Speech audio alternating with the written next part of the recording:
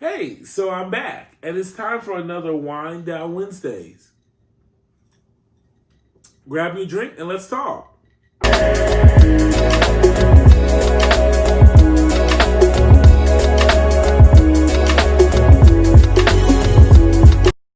Okay, so how do you prepare? One, a lot of companies let you do a self appraisal. That's where you do your review, and usually it's the exact review that your manager will do, but you answer your questions. How do you think your performance went? What were your accomplishments? What were your achievements? And a lot of times that comes around October, November, or whenever, let's say 69 days before the performance review. But really, your work when it comes to your performance starts day one. Every year it starts. You should be documenting and keeping track of the things that you've done and you've accomplished. One, most of us use Outlook or some sort of email system. I have a folder that just says performance. Anytime someone sends me an email that says, good job, way to go, okie dokie, I put that in the folder. Anytime I've worked or completed a project, I put that in the folder. You're not going to remember. If I do something today, I'm not going to remember 2022 what the hell I did. So that's why you got to keep track for yourself. If you're not going to remember, who else is going to remember it for you? One of the things that I laugh at is y'all think these managers are perfection, that they walk on water. They're people too. They don't remember. I have 12 people that report to me. I remember a lot because I try to be a good manager and I document one-on-ones and that kind of thing. But I can't go back and recall everything that you've done. That's why it's important for you to take some accountability in this. It's your performance and write down what you've done. You've got to keep track of that. And I know you've heard that it sounds simple, but really keep documented notes. One thing that I do too as a trick of, let's say you have a manager that never talks to you, start scheduling one-on-ones with them. It doesn't have to be weekly or bi-weekly, but once a month. And then what I do is I send an agenda back. And I say, okay, on this date, this time, I heard you say this, and this. And I send it back to make sure they heard the same thing. You know, my manager said in June that I was phenomenal on the project, but then I get my review and you said I was so. Wait a damn minute. Wait a damn. Wait a minute, boo-boo. You said I was phenomenal, so I want a phenomenal review. It should align and match up. So that's the biggest thing is start taking accountability with your documentation and writing down the stuff you do for your performance. Because if you're not going to do it, no one is going to do it for you. That's number one. Take ownership today of your performance. Also, wing, if you watch the other video about how to get a new job, new year, those are the same things you're going to put in your resume about what makes you so great and why I should hire you. So it serves multiple purposes. The other thing that's super important with your annual review is to understand what the metrics in the process are. So I alluded it to before. Some people have a scale, 1 to 5, where 5 is superstar, you Jesus Christ and you walk on water, and 1, this your last day. Here's your box. See you when we see you on the other side. It's important to know what the process is, so that way, again, day one, you know the metrics. I work with some companies where certain values, certain behaviors are a part of that. So, if proactivity is important and you're a laissez-faire, lazy person, you might want to work on that so that way your review can speak to that. But also too, you can target what you document as far as your success because you know what's actually on the report. What are they grading? If you don't know what they're grading, it's hard to know what's going on and what success means. And push. You should always have a copy of your job description. You should always know what the expectations are. And also too, get your salary range so you know what you're working with and where you are within that range, so that can help you speak to your performance. So that's another step that's really important to do is know what you're going to be graded on. Get that rubric, get the information so you know. Also, it's really important to understand how you need to navigate your manager. You know, that people love saying that managing up. So like I said before, if you have a manager that it doesn't give you feedback, doesn't have one-on-ones, you need to start holding them accountable. And it's a nice way you do that. You don't got to get HR and their manager involved at first, but drop calendar invites on their calendar. Let them know that, hey, I want to grow, I want to develop. I would like some time with you twice a month, once a month, so you can start pushing that. If you know your manager is a little shady, that every time y'all get to review is different. In the meeting, he said you were the best thing that since sliced bread, and when it comes to the review time, you just so. You know, you got to navigate. You know, maybe drop to your manager once a month. Hey, I just want to make sure that I'm tracking and I'm meeting your expectations. So every month I'm going to send you an email of what I'm working on. Let me know if I'm on track, if I'm on the right direction for what's important. So these are really important things to do. So now you're armed. You've been documenting all year. You know what you've done. You're a rock star. You know what's going on. You know what the rubric is. You know how you're being graded. Now it's time for the conversation. Number one, don't go in there trying to have your feelings. It's going to feel personal because it's about you. That's already there. And it's going to be awkward because someone is sitting there either reading or regurgitating all that you've done that year. Get that. That's a no. Get that out the way. It's going to be awkward and it's going to feel personal. But don't let that take you out of character.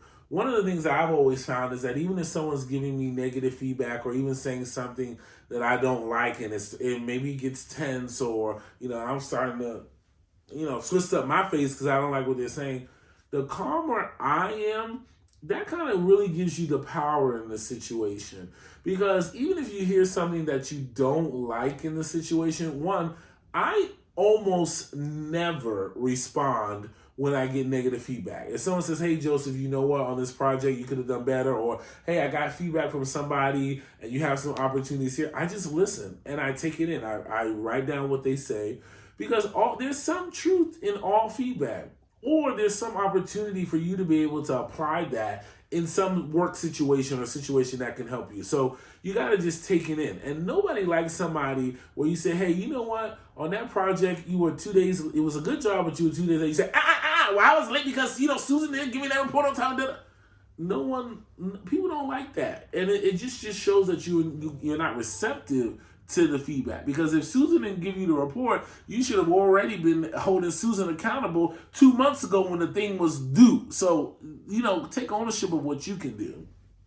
So it's super important that when you get the feedback, you just listen and you know what's going on. And if you hear things that you don't like, if you got feedback that you think is inaccurate and you don't agree with the review, then you just ask. You say, hey, you know what? One, thank you so much for the meeting and this opportunity.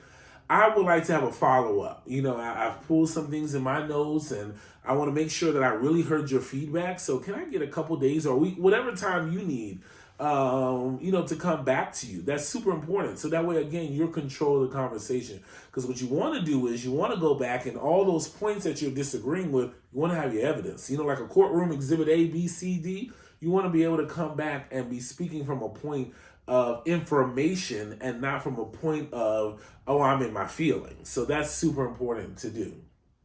Now, a lot of times the conversation goes great and it's like, hey, I'm wonderful, I'm amazing. And that's good too. And even in those conversations, I ask too, hey, all this feedback was wonderful. I know I'm the best HR person you've ever seen. What can I do better? Or how can I grow? Because we always want to be able to grow and do better. So that's important too. So let's talk about the bag, securing the bag and the money. A lot of times, especially with the annual review, as much as people tell you it's not about the money, it's about the feedback, we tie that review to something monetarily. You know, if you get the 5, that means you get the 5% increase. If you get the 3, that means you get the 2.5 increase. And if you get the 1, you get the 0% money. So while the feedback is good, I know for a lot of us, some of us, we don't care about the feedback. We just show me the money. Show me my coins. What am I making the next year? One, keep in mind, generally, unless you're getting a promotion or you have some sort of upgrade, like I said before, your increase is already budgeted. Most companies generally 3 to 3.5% is what they budget. Generally, I've worked for some companies whose budget 5 to 7%. So just keep in mind kind of what the budget that people are working with when you get the increase. But like I said, things happen. I've got annual increases or I've offered people annual increases that have come with a promotion. Or somebody really just had a year that was like, you know, I hired you for this, but you just took it to the next level. So I can only reward that with an over-the-top increase because that's what you've done. So things happen. Sometimes you want to use your annual review to start a compensation conversation. But just also, again, you got to be strategy, know what you're going in for. So if you go into the conversation and they say, hey, you know what, you were great, you get a 3.5% increase, and you're like, well, I wanted 15%. Again, it was a budget. I only had 3.5% to get you. So now that's a different conversation to me that you want 15%. I'm not saying that you shouldn't get 15%, but that's a different conversation. So that's what you're going into, tee up the annual review conversation. But like I said, listen. So if you wanted 15% and your manager just said you were just so, now you got to finesse, because that you got a long way to go from so to 15%. Or if you walked on water, you were the best employee ever, you got a 3.5%. Come back and say, hey, you know what? I appreciate this. I understand we were working in the budget. How about in the next week or two, we have a bigger conversation about where I am within the range and what I do and what I bring to the table. So that's why that first review conversation, you just really want to listen so you can go back and strategize. So if you're in a case in point where what your manager said about your performance doesn't align to what you expect, that's the first process, is getting your manager on the same page as you. And really the only way you can do that is by showing the proof of all the great work you've done. So you got to get your manager to the point where you are on the same page, that your performance and the quality you think it is matches what your manager is thinking. Now, obviously, a manager is a person. If they don't come around, you may gotta reach out to HR or their manager. But again, do it with some style and some finesse, because you don't want to break bridges, and that still could be your manager at the end of the day. But now you either got your manager where you want them to be, or you and your manager are sync or in line, and you want to have a bigger compensation conversation. So I would end that review, hey, I got my 3.5%. Thank you so much. You know, I want to talk about my development and my growth. And one of the things I want to talk about is, my compensation and where it is. And at the top of the year, I think this is a great time to discuss that. I know we didn't come to this meeting for this. So can I put something on your calendar, your schedule? Now, sometimes your manager might be ready. So if your manager is ready, you be ready with your number. Again, you got to be planned. So if you wanted that 15%, sometimes managers they can do something on the spot. So be ready. But don't be upset if your manager wants the time to figure out, to go back to HR or finance to figure out what they can do.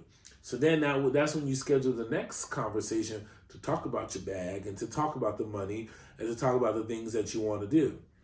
One of the things that's important, though, to do when you're understanding your money is, I know some companies are a little bit more secretive than others with the compensation. Find out your range. That's super important.